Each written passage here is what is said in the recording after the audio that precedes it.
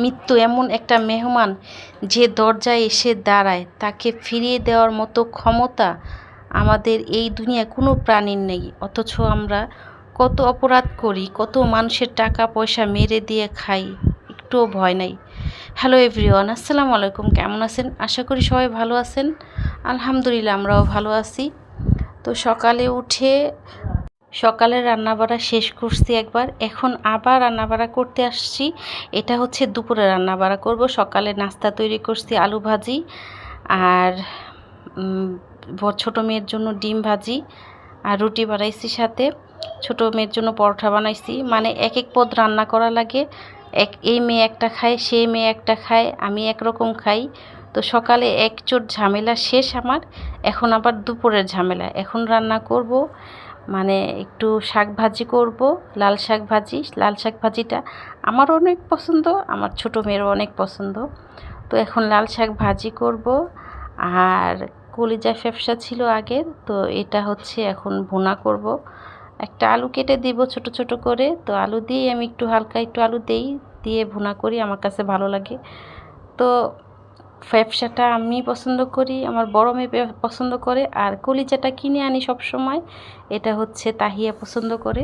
তো বললাম না, আমাদের বাসায় সব সময় এক এক রকমের পদ করা হয়, কারণ একজন একটা খায় না, মানে এক একজনের জন্য এক এক রকম করা হয়। আর রান্না করতে করতে হঠাৎ করে নিচে তাকাইছি, দেখি কি একটা পাতার মতো, এটা হচ্ছে মানে ফড়িং, প্রজাপতি বলে। তো হঠাৎ করে দেখি আমার পায়ের সামনে কোথা থেকে উড়ে এসে বসে আছে। আমি দেখে প্রথমে ভয় পেয়ে গেছি, আবার একটু ভিডিও করে আপনাদেরকে দেখাইতেছি।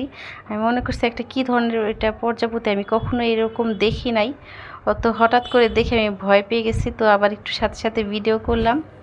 তো এখানে আমার কিন্তু অলরেডি শাক সিদ্ধ দিয়ে শাক ভাজিটা আমার হয়ে গেছে। আর এখানে আমি এই যে কলিজা আর ফ্যাপসাটা এটা ভুনা করে ফেলবো। আর এখানে এই যে ধুয়ে একসাথে বাটি করে নিয়ে নিচ্ছি। তেলটা ছিল আগে, তেলটা দিয়ে আমি তেলটা কষায় নিছি, কারণ তেল আস্ত আস্ত থাকলে এটা কেউ খেতে চায় না। যদি কষানোর মধ্যে প্রথমেই তেলটা দিয়ে দিই, তাহলে অনেকখানি তেল গলে যায়, তো এটা খেতে একটু ভালো লাগে। আর বিশেষ করে তেল আমাদের বাসায় আলবির আব্বুই খায়, আমরা কেউ খাই না তেল, কেউ কারোই ভালো লাগে না। তো যখন নিয়ে আসে মাংস কিনে আনলে বা কলিজা ফেপসা কিনে নিয়ে আসলে, তেলটা সবসময় আলবির আব্বুর জন্যই নিয়ে আসে, ও খায়। তো এখানে দুপুরে খাওয়াইতে খাওয়াইতে আমার রান্নাবাড়া শেষ করে ঘর দুয়ার গুছায় একবারে ফ্রেশ হয়ে নিছি, ছোটো মেয়েকে খাওয়াইতে বসছি। আর হঠাৎ করে আল্লাহর রহমত চলে আসছে, এক ঝাড়ে বৃষ্টি আসতেছে, এত ভালো লাগতেছে।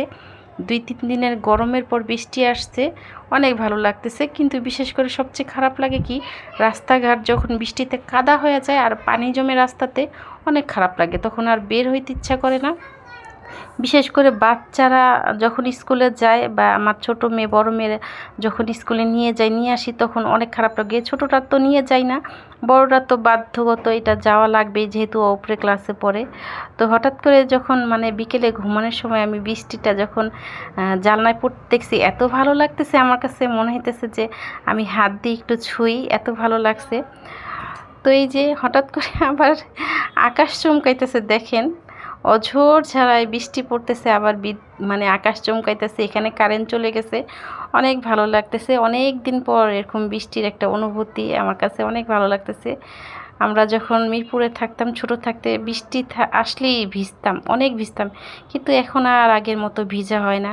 ছোট থাকতেই মনে হয় অনেক ভালো ছিলাম, কেন বড় হলাম এটা সব সময় মনে হয় যে ছোট থাকতেই আমরা ভালো ছিলাম, কেন বড় হয়ে গেলাম। আর দেখছেন আকাশটা কিভাবে চমকাইতেছে, অনেক ভালো লাগতেছে কিন্তু।